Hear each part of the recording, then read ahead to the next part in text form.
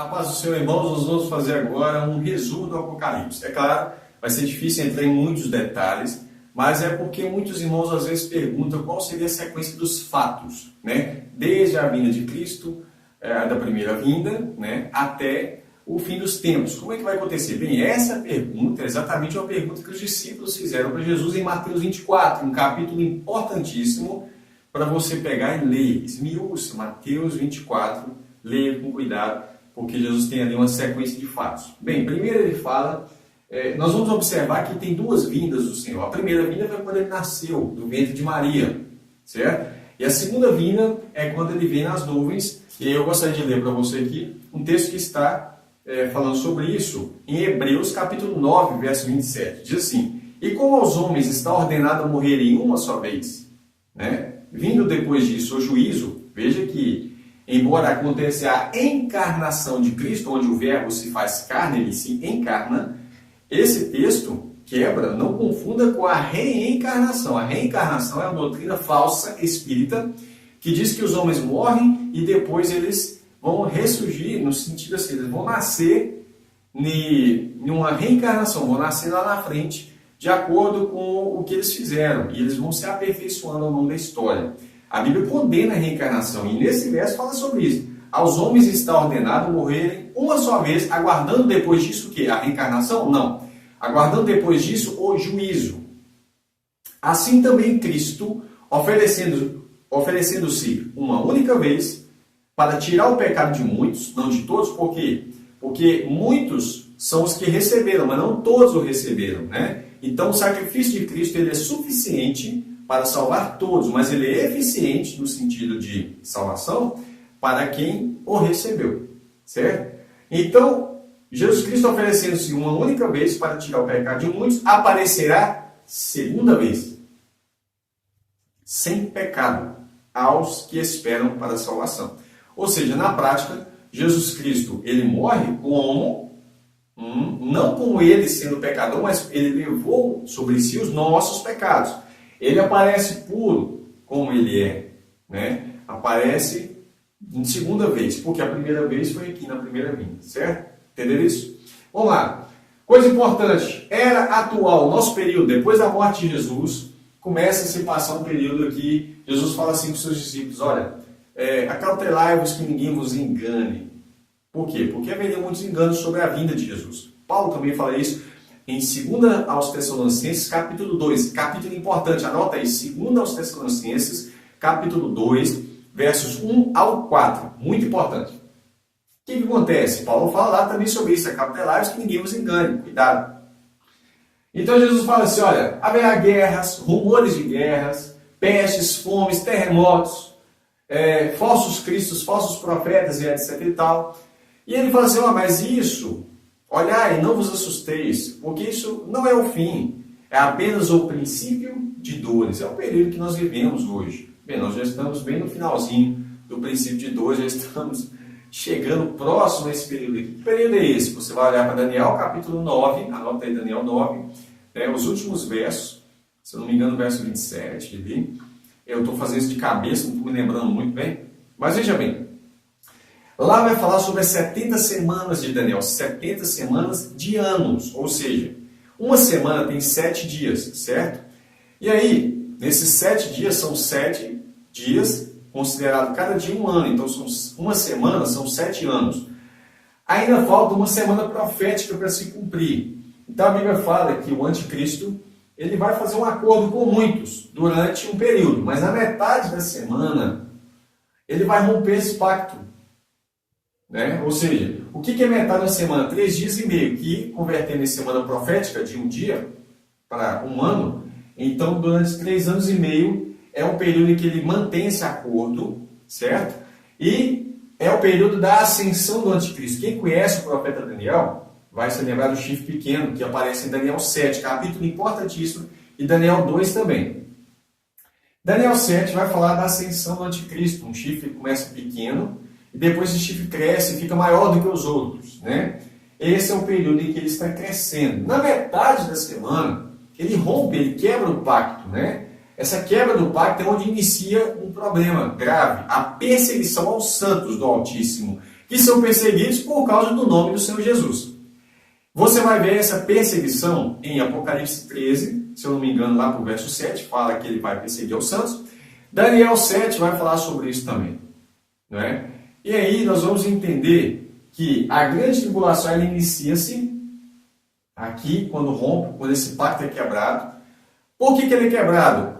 Paulo vai falar em 2 Tessalonicenses, capítulo 2, verso 2, o seguinte. Irmãos, quanto à vinda do nosso Senhor Jesus e a nossa reunião com Ele, ou seja, o arrebatamento, a reunião nos ares, ele fala assim, que isso não vai acontecer sem que antes se manifeste, apareça, fique evidente, se manifeste o homem do pecado, o filho da perdição, que é o anticristo, a qual se levanta contra tudo que se chama Deus ou se adora, de modo que se assentará como Deus no templo de Deus, querendo parecer Deus. O anticristo vai querer ser Deus. Então ele vai perseguir todo mundo que adorar a outro Deus, principalmente ao Deus verdadeiro. Isso é parecido com a história de Daniel, onde Nabucodonosor, no 3º capítulo, ele monta uma estátua de si próprio e ele faz com que todo mundo venha se prostrar a essa estátua. E se você não prostrasse, o que tinha? A pena de morte, a punição por não adorar ele como Deus e abandonar os outros deuses, inclusive o Deus verdadeiro. Sadraque, Mesaque e Abednego não caíram nessa conversa, foram fiéis até o fim. Você já conhece a história da fornalha de fogo. Bem, é a mesma coisa que o anticristo vai fazer com a imagem da besta, certo? Quem não adorar a imagem da besta vai morrer, vai ser perseguido, vai ser preso, vai ser torturado, vai ser morto, etc. e tal. Esse sim é o período da grande tribulação. Muita gente acha que ela começa no início da semana. Não, ela começa na metade da semana, onde a besta vai perseguir durante um período de 42 meses, que dá 3 anos e meio. Ou, na linguagem profética, tempos e metade de um tempo, que seria 3 anos e meio. Tá certo? Deu para entender aqui? Beleza. Quando nós falamos sobre o arrebatamento, por que ele está aqui no final da grande tribulação? Porque Jesus fala isso em Mateus 24. Pega o verso 21, vai falar assim, que vai haver uma grande tribulação. Talvez a sua tradução está escrito grande aflição. É a mesma palavra no grego, é tribulação.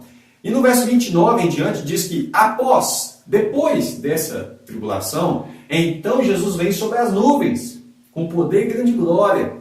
E aí ele envia os seus anjos para recolher os santos. É aqui que está acontecendo o arrebatamento. Isso bate com o que está escrito em 1 Coríntios capítulo 15, se você pegar lá no verso 51 e 52, diz assim, eis aqui vos digo um mistério, Paulo dizendo, na verdade nem todos dormiremos, que é morrer em Cristo, né? Mas todos seremos transformados. Quanto tempo demora essa transformação? Num momento, continua a leitura, todos seremos transformados num momento, num abrir e fechar de olhos. Não é o arrebatamento que é no abrir e fechar de olhos, mas a transformação. Todos seremos transformados num momento, num abrir e fechar de olhos, ante a última trombeta. Paulo tinha a trombeta do Apocalipse em mente. Mas João não tinha escrito ainda o Apocalipse. Ora, e a revelação de Deus precisava vir por meio do escrito de João para que Paulo compreendesse. Pedro mesmo elogia a sabedoria profunda que Paulo diz, que Paulo tinha. Inclusive, Paulo diz o seguinte, ele conta um evento na segunda pessoa, dizendo que ele conhecia um homem, que era ele mesmo, ele estava falando dele, um homem que ele ouviu coisas de Deus, inclusive coisas tão profundas, que havia algumas coisas que era proibido aos homens ouvirem. Então, Paulo não poderia falar daquilo que ele ouviu. Olha, se Paulo ouviu coisas tão grandiosas, ele não sabia dessa última trombeta, evidentemente que ele está falando da ressurreição, do período da vinda de Cristo. Ele fala assim, na verdade nem todos dormiremos, mas todos seremos transformados no momento, no abrir e fechar de olhos, ante a última trombeta, porque a trombeta soará e os que morrerem em Cristo ressuscitarão em corpos incorruptíveis. Deixa eu abrir aqui, Aí ele fala assim, e os mortos ressuscitarão incorruptíveis, e nós, que estivermos vivos, seremos transformados, certo? Ele está falando nós na figura da igreja, nós que ficarmos vivos para a vinda do Senhor, né? Agora, em 1 Tessalonicenses capítulo 4, olha que interessante como que Paulo trabalha esse assunto, falando ainda do arrebatamento. Verso 15, dizemos-vos isso pela palavra do Senhor, que nós, os que ficarmos vivos para a vinda do Senhor Jesus, não precederemos os que dormem. Olha, nós não vamos passar na frente dos irmãos que estão mortos. Nós não vamos subir no arrebatamento e eles ficarem. Não. Como é que funciona a sequência? Porque o mesmo Senhor descerá do céu, com alarido, a voz do arcanjo e da trombeta de Deus, com a trombeta de Deus, E os que morrerem em Cristo ressuscitarão primeiro. Então, antes do arrebatamento, tem que acontecer a ressurreição dos mortos. Os que morrerem em Cristo, anota a sequência, ressuscitarão primeiro. Paulo já tinha explicado que a ressurreição já era um corpo transformado. Você não vai ressuscitar, se caso você morrer, num corpo natural e depois esse corpo ser transformado num corpo glorificado. Não, já ressuscita com corpos incorruptíveis. Depois, olha a sequência, depois nós, os que ficarmos vivos, que são transformados, seremos arrebatados juntamente com eles nos ares. Não é arrebatamento para o céu. A Bíblia não fala de ser arrebatado para o céu de Deus, mas aqui é o céu das nuvens. Então fala assim, seremos arrebatados juntamente com ele nas nuvens, né? A encontrar com o Senhor nos ares. Por que encontrar com ele nos ares? Porque ele veio do céu e nós vamos até as nuvens, certo? E nós vamos encontrar com ele ali, nas nuvens, como está escrito em Mateus 24, né? E aí fala assim, portanto, consolai-vos uns aos outros com esta palavra. Aqui você tem um evento importante. Agora, o próximo passo é falar sobre o que acontece depois da vinda do Senhor Jesus. Ok? Então, nós vamos estar falando sobre o que acontece aqui depois. Bem, depois da vinda do Senhor Jesus Cristo, para que ele encontre com a gente? Primeiro, porque ele é o cavaleiro do cavalo branco, certo? Ele é o chefe de um exército que vem para a batalha do Armagedon. Aí você fala assim, mas você falou que o arrebatamento acontece depois da grande tribulação, porque lá em Mateus está escrito isso, Mateus 24. Quais são os outros versos que vai dar embasamento para nós falarmos sobre isso? Bem, tem gente que acha que o arrebatamento vai acontecer, né, a qualquer momento, mas não é isso que a Bíblia diz. Em momento nenhum a Bíblia diz. A Bíblia diz que para o arrebatamento ocorrer, precisa acontecer a ressurreição. E quando é que acontece a ressurreição? A ressurreição acontece, evidentemente, segundo o que Jesus falou, João capítulo 6, abre sua Bíblia aí, João capítulo 6, no verso 39, Jesus vai dizer que a ressurreição acontece no último dia. No verso 40, ele diz que a ressurreição acontece no último dia. No verso 44, Jesus diz que a ressurreição acontece no último dia, e não 7 anos antes do último dia, e não 3 anos e meio antes do último dia, mas no último dia. No verso 54, Jesus também diz que acontece em Mateus 6, em João 6, versos 39, 40, verso 44 e 54, Jesus também fala que a ressurreição ocorre no último dia. Marta, irmã de Lázaro, entendeu o ensino. Quando Jesus fala assim, em João 11, verso 23, ele diz o seguinte para Marta, teu irmão há de ressuscitar. Sabe o que ela fala para ele? Ela diz assim, eu sei, Senhor, eu sei que ele há de ressuscitar na ressurreição do último dia. Mas Jesus não estava falando dessa ressurreição, Jesus estava falando que ia ressuscitar ele agora, né, naquele momento. Então, ela entendeu que a ressurreição dos santos ocorre no último dia, como Jesus tinha falado. Então, se a ressurreição ocorre no último dia, ao soar da última trombeta, então nós sabemos que o arrebatamento também precisa acontecer no último dia, ao soar da última trombeta. A última trombeta, como nós já falamos, eles têm em Apocalipse capítulo 11. Verso 15, olha que coisa chique. São 7 trombetas do Apocalipse e essa é a última. Aí você fala, não, o arrebatamento já aconteceu. Se o arrebatamento aconteceu antes, então ele não aconteceu na última trombeta. Porque se tem uma trombeta depois da última, então aquela não foi a última, certo? Essa é a última. O 7º anjo tocou a sua trombeta e houve no céu grandes vozes que diziam, olha o que as vozes dizem para o arrebatamento, quando Jesus vem, e o que acontece depois do arrebatamento? Os reinos do mundo, não os reinos do céu. Aqui está esclarecendo que Jesus vem para reinar no mundo durante um período de 1000 anos. Esse é o milênio. Os reinos do mundo vieram a ser do nosso Senhor e do seu Cristo, e ele reinará para todo o sempre. O reino não é um reino de Viona, é um reino eterno, mas aqui nós temos um período mais ou menos, vamos dizer assim, de um estágio para onde a igreja vai reinar com Cristo durante o período de 1000 anos. Eu vou colocar aqui aquilo que a gente chama de reino milenar, né? O milênio. São 1000 anos de reinado aqui na Terra e tem um propósito de Deus para isso, evidentemente. E diz assim, e ele, fala assim, ele reinará para todo sempre. Os reinos do mundo vieram a ser do Senhor e do seu Cristo, né? E os 24 anciãos que estão assentados em seus tronos diante de Deus prostraram-se com seus rostos e adoraram a Deus, dizendo, graças te damos, Senhor Deus Todo-Poderoso que és e que eras e que hás de vir, que tomaste o teu poder, o teu grande poder e reinaste. É nesse momento que acontece então a Jesus Cristo assumindo o reino, a autoridade sobre os reinos do mundo, que até então estava na mão do inimigo, né? E iraram-se as nações. Quando Cristo vem, as nações se iram nesse período, né?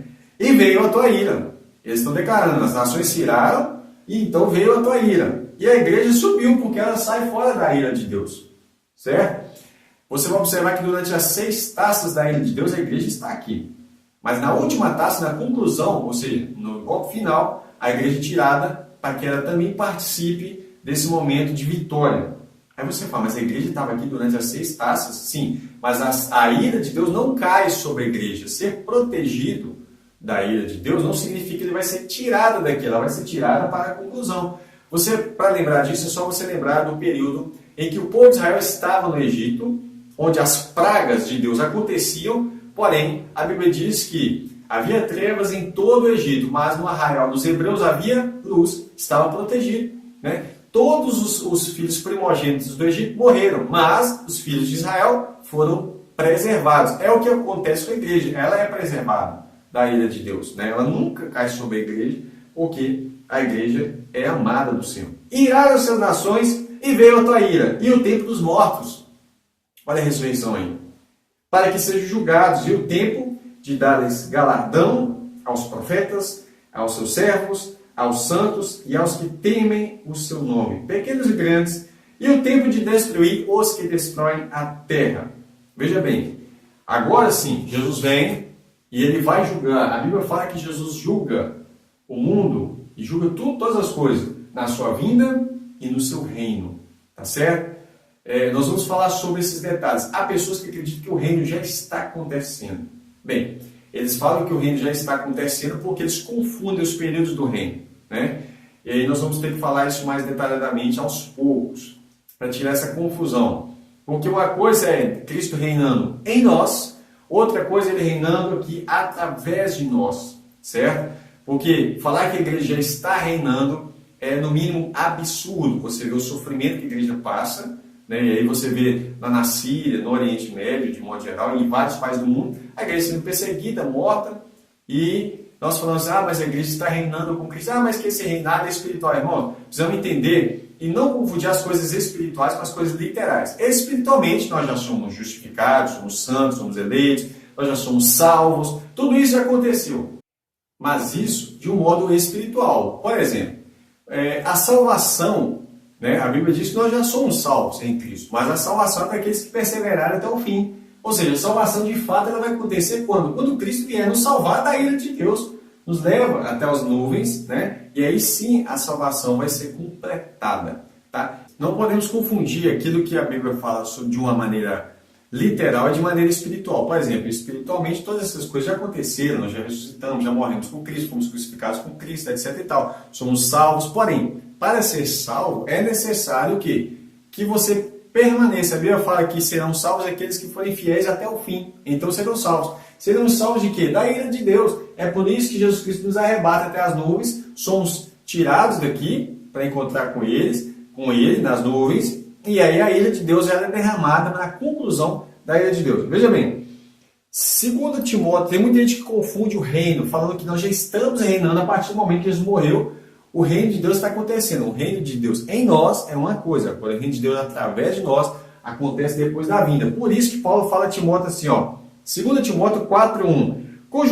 Conjuro-te, pois, diante de Deus e do Senhor Jesus Cristo, que há de julgar os vivos e os mortos, na sua vinda e no seu reino. Veja bem, ele não fala no seu reino e na sua vinda. Ele fala na sua vinda e no seu reino. Por quê? Porque o reino é posterior à vinda, não o oposto. Há pessoas que tentam colocar como se o reino já estivesse acontecendo aqui. O reino de Deus já acontece em nós, porque o rei está em nós, né? Cristo habita em nós, que ele é o rei, ele reina em nós, reina no nosso coração, sobre a igreja, Cristo reina. Porém, o detalhe é que, através de nós, Cristo vai governar todo mundo. Aí sim, por isso que a Bíblia fala assim, que ele há de julgar vivos e mortos né, pela sua vinda e no seu reino. Aí o julgamento acontece aqui, que está escrito juízo final. Entretanto, a Bíblia não chama de juízo final. Eu escrevi porque todo mundo conhece aquele evento como juízo final, que é o grande trono branco. Tá? Olha que coisa interessante aqui. Ó. Vamos ver um texto que as pessoas usam para falar que o reino já está acontecendo. Romanos capítulo 5, verso 17 diz assim: porque se pela ofensa de um só, esse foi o pecado de Adão, a morte reinou por esse, muito mais os que receberam a abundância da graça, do dom da justiça, e a justiça eterna ocorre na vinda de Cristo, reinarão em vida por um só, Jesus Cristo. Aí eles falam, tá vendo? Reinar em vida, é que nós estamos reinando agora, irmão, aqui está falando da vida eterna, que é uma prova. Veja bem, verso 21, para que assim como o pecado reinou na morte, também a graça reinasse pela justiça para a vida eterna. Está vendo? Por nosso Senhor Jesus Cristo. 2 Timóteo, capítulo 2, verso 11. Paulo diz assim: palavra fiel é esta, que se morrermos com ele, também com ele viveremos. Futuro. Se sofrermos, também com ele reinaremos. Futuro. Né? Se o negarmos, ele também nos negará. Está falando do evento futuro. Então ele fala, se nós sofrermos com Cristo, por causa do Evangelho, por causa do nome de Jesus, então nós vamos reinar com Cristo. Né?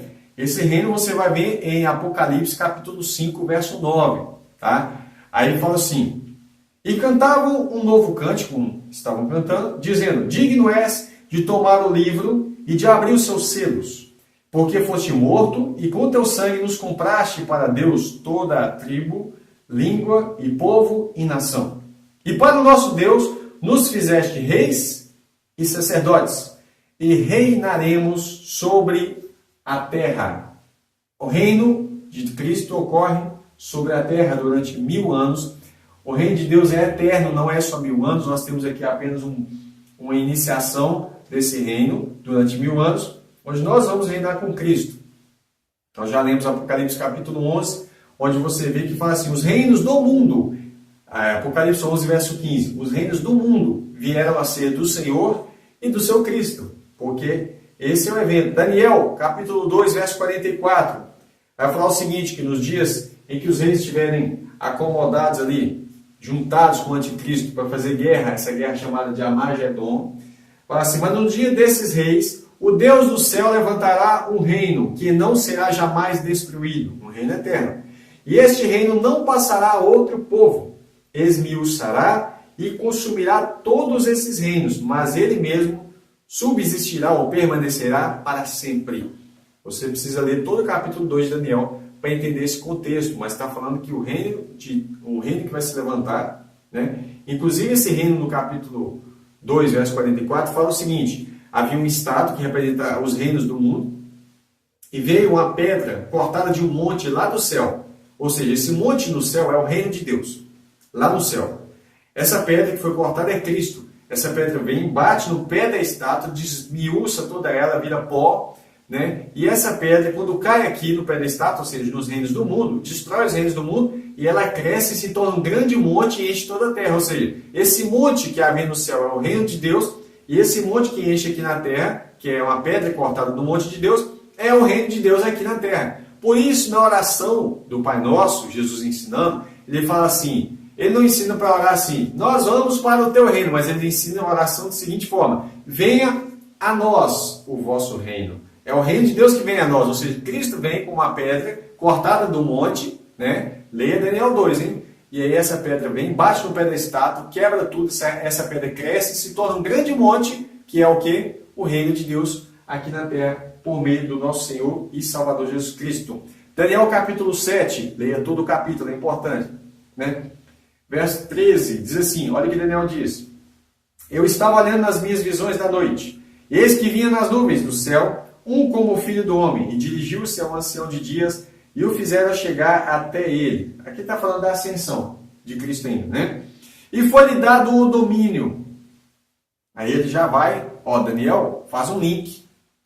E foi-lhe dado o domínio, e a honra, e o reino, para que todos os povos, nações e língua o servissem. E o seu domínio é um domínio eterno, que não passará, e o seu reino é um reino tal que não será destruído. Ou seja, Daniel pula essa etapa toda. Ele fala, Jesus sobe, recebe, quando Jesus está subindo, ele fala para os seus discípulos, um pouco antes, olha, todo poder me foi dado no céu e na terra. Né? Esse todo poder foi me dado, ele recebe todo poder. Porém, ele vem assumir a posse do reino na sua vinda, na sua segunda vinda. A posse do reino aqui da terra, tá certo? Você vai ver em Atos capítulo 1, né, que quando Jesus está para subir, ele fala assim, olha, que eles deveriam permanecer em Jerusalém, né, e fala assim, que eles seriam revestidos de poder para ser testemunhas dele, tanto em Jerusalém, Samaria, até os confins da terra. Né? Jerusalém, Judéia, Samaria, até os confins da terra. E aí, quando ele estava falando isso, ele começa a subir ao céu e uma nuvem esconde ele. Aí o que ele diz? Aí 2 homens aparecem do lado dos discípulos e falam assim, varões, por que vocês estão olhando para cima? Esse Jesus que vocês estão olhando, vendo ele subir ao céu, né, que foi recebido no céu, ele vai vir da maneira com que vocês estão vendo ele hoje. Ou seja, da mesma maneira que ele subiu na nuvem, ele vai voltar na nuvem, da mesma forma que vocês viram. Tá? E aí nós vamos para mais um texto aqui, Daniel capítulo 7, verso 19. Então tive o desejo de conhecer a verdade a respeito do quarto animal, que era falando do último período dos reinos do mundo, que era diferente dos outros, muito terrível, cujos dentes eram de ferro e cujas unhas de bronze, devorava aos pés o que sobrava. Também a respeito dos 10 chifres que tinha na cabeça, etc. e tal. Que é, vamos falar assim, de um certo modo, os aliados do anticristo, né? E ele fala assim, e do chifre que subiu, o pequeno, né? A qual caíram 3, isso é, daquele que tinha olhos, de cuja boca falava grandes coisas, cujo parecer era mais robusto do que os seus companheiros. Eu olhava e eis que esse chifre, o chifre pequeno, que é o anticristo, fazia guerra contra os santos. Você vai ver isso em Apocalipse, capítulo 13, verso 7. E prevaleceu contra eles. Fazia guerra contra os santos e prevaleceu, venceu. Prevaleceu contra eles, até que veio o ancião de dias e fez justiça aos santos do Altíssimo. E chegou o tempo em que os santos possuíram o reino. Apocalipse 13, 7 diz assim, sobre o anticristo, né? E foi-lhe permitido fazer guerra aos santos e vencê-los. Vencê-los. E deu-se-lhe poder sobre toda tribo, língua e nação. O anticristo, né, perseguindo aqui. Mas nós passamos da etapa importante. Né? Sobre o milênio, Apocalipse capítulo 20, verso 4. Diz assim, e vi tronos, e se assentaram sobre eles, e foi-lhe dado o poder de julgar, e vi as almas daqueles que foram degolados. Olha, degolados por quê? Por causa da grande tribulação. Degolados pelo testemunho de Jesus e pela palavra de Deus, e que não adoraram a besta, nem a sua imagem, não receberam o sinal na sua testa, e nem em suas mãos. Olha, e viveram a ressurreição, depois da perseguição. Está vendo? Porque para haver arrebatamento tem que haver ressurreição. Então eles foram degolados por causa do testemunho de Jesus, por causa da perseguição da besta. Né? Aí fala assim, e viveram, ressuscitaram, e reinaram com Cristo durante 1000 anos. Ou seja, a gente sabe que o reino é depois da ressurreição, é depois da perseguição, da grande tribulação. Mas os outros mortos não reviveram, até que os 1000 anos acabaram. Esta é a primeira ressurreição, que é a ressurreição para o arrebatamento. Bem-aventurado e santo aquele que tem parte da primeira ressurreição. Se houvesse um arrebatamento antes da grande tribulação, essa aqui não seria a primeira ressurreição, seria a segunda, ou a terceira, ou a quarta, né? Bem-aventurado e santo aquele que tem parte da primeira ressurreição. Sobre estes, não tem poder a segunda morte, que é o lago de fogo. Então fala assim, mas serão sacerdotes de Deus e de Cristo, e reinarão com ele 1000 anos. Acabando os 1000 anos, a Bíblia diz que Satanás será solto da sua prisão, sairá a enganar as nações, né? Gog e Magog, pelos 4 cantos da terra, cujo número é como a areia do mar, para juntar em batalha. Mas não vai ter batalha aqui não, só vai ter batalha aqui na vinda de Cristo, que é o Armagedon. Gog e Magog, eles vão se juntar, mas aí, ó, subiram sobre a largura da terra, cercaram o arraial dos santos e a cidade amada de Deus, e desceu fogo do céu, e devorou eles. Então não teve batalha, desceu fogo do céu e devorou eles. E o diabo que os enganava foi lançado no lago de fogo e enxofre, aonde estão a besta e o falso profeta. Veja bem, na batalha da Magedon, a besta e o falso profeta são lançados no lago de fogo. Eu vou desenhar aqui um lago de fogo, né? Que é o Gehenna, lago de fogo. Esse aqui é a segunda morte, tá? Então, a besta e o falso profeta são lançados no lago de fogo, e depois do milênio, Satanás também é lançado no lago de fogo. Veja bem que quando Satanás é lançado, a besta e o falso profeta também ainda estavam lá, né? Onde estão a besta e o falso profeta? E de dia e de noite serão atormentados para todo sempre. Aí entra o juízo final, que é o grande trono branco. E vi um grande trono branco e o que estava sentado sobre ele, cuja presença fugiu a terra e o céu, e não se achou lugar para eles, tamanha autoridade, né? E vi os mortos, grandes e pequenos, que estavam diante de Deus, e abriram-se os livros, né? E abriu-se outro livro, que é o livro da vida. Os livros aqui são os livros das obras, né? Então fala assim, os mortos foram julgados pelas coisas que estavam escritas nos livros, segundo as suas obras. E deu o mar aos seus mortos, os que nele haviam. A morte e o Hades, talvez sua tradução está inferno, é uma tradução péssima para falar sobre o Hades. A morte e o Hades deram os mortos que neles haviam, e foram julgados cada um segundo as suas obras. A morte e o Hades, que é o inferno, que eles chamam de inferno, foram lançados no inferno, que é o lago de fogo. Então, o Hades que é lançado no lago de fogo, né? Esta é a segunda morte. A Bíblia diz que aqueles que têm parte na primeira ressurreição, sobre estes, não tem poder o lago de fogo. Ou seja, só pode vir para o lago de fogo quem ressuscitar na segunda etapa. Aqui vão ser julgados, e aqueles que não forem achados escritos no livro da vida vão ser lançados no lago de fogo. Mas não são os da primeira. Os da primeira não correm esse risco, tá ok? E aí, irmãos, você vai ver aqui falar sobre o milênio. Muitos são os textos que falam sobre ele. Só que, aí você pergunta, como vai ser o milênio? Especificamente, a Bíblia não detalha como é, mas ela deixa claro que o milênio é depois da vinda, e ela deixa claro que vai acontecer um reino de 1000 anos, onde nós vamos reinar com Cristo durante o período de 1000 anos. Vamos fazer uma recapitulação. Jesus fala, depois da sua morte, ele ensina os seus discípulos, durante o seu período de ministério, ele ensina que depois vai haver guerras, rumores de guerras, pestes, fomos, terremotos, falsos profetas, falsos cristos. É o período atual que nós estamos chamando de princípio de dores. Mas ainda não é o fim. Aí, fala da última semana, né? Vou pegar aqui a última semana de Daniel. Esse período aqui é o período de 7 anos. Vou colocar aqui, não 7 anos, não vou escrever assim, ó. 70 semana, vou colocar a última semana, né? Última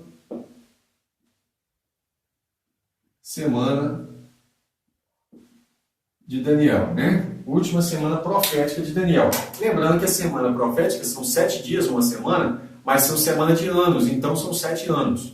Durante esses 7 anos, é o período de ação do anticristo, onde ele começa a se despontar como um chifre pequeno, que no início faz um acordo com muitos, mas ele quebra o acordo na metade da semana, então inicia a grande tribulação, que é 3 anos e meio, ou 42 meses, como está escrito em Apocalipse. Ou tempos e metade de tempo, como diz em Daniel. Tempo, né, como eu já expliquei, tempos, que é 3, e metade de um tempo, ou seja, dá 3 anos e meio, ok? Cada tempo representa um ano. Então, no final desse período, a Bíblia fala em Mateus 24, verso 29 em diante, que no verso 21 fala que vai haver uma grande tribulação. Tanto é que em Daniel 12 fala também que vai haver uma grande tribulação, como nunca houve, mas aí logo em seguida fala de quê? Da ressurreição dos mortos, né? Então, Jesus vem para encontrar conosco o que precisa acontecer primeiro? A ressurreição dos mortos. E nós que estamos vivos, corpos transformados, e vamos subir juntamente com eles até as nuvens para encontrar com o Senhor Jesus nos ares. O que vai acontecer em seguida? Você vai perceber que vai acontecer que Jesus termina de descer com a igreja, certo? Agora a igreja vai acompanhar ele, isso está na sequência Apocalipse 20, né? Aliás, Apocalipse 19, você já vê isso acontecendo, Apocalipse 19, e ele desce como um cavaleiro do cavalo branco, e nós vamos acompanhando ele para a guerra, a batalha da Magedon, onde no final Cristo vence, evidentemente, e a besta, o falso profeta, é lançado no lago de fogo, né? Vou colocar aqui uma outra cor. Aí eu vou colocar aqui as duas bestas, que é a besta e o falso profeta, são lançados no lago de fogo. né? Acontece o reino de 1000 anos. Aqui acontece a primeira ressurreição dos santos. Ok, primeira ressurreição.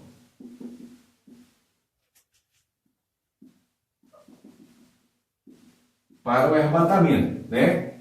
Depois que acontece o milênio, aí vai acontecer a ressurreição, a outra ressurreição. A Bíblia não chama de segunda ressurreição, mas está implícito que é a segunda ressurreição, que é para o juízo, né? Que é para o juízo final, que é para o grande trono branco, onde vão abrir-se os livros, né? Vai abrir os livros, que são os livros das obras. Vou colocar aqui os livros, né? E vai abrir também o livro da vida. Vai abrir o livro da vida. E aquele que não foi encontrado no livro da vida vai ser lançado no lago de fogo. Até a Bíblia fala. E sobre a eternidade? Bem, depois do milênio, a Bíblia não fala muito o que vai acontecer na eternidade. Então nós podemos imaginar, mas nós não temos ainda uma base sólida para poder falar assim, vai ser dessa maneira. Tá ok? Espero que você tenha gostado, que Deus te abençoe e olhe por nós.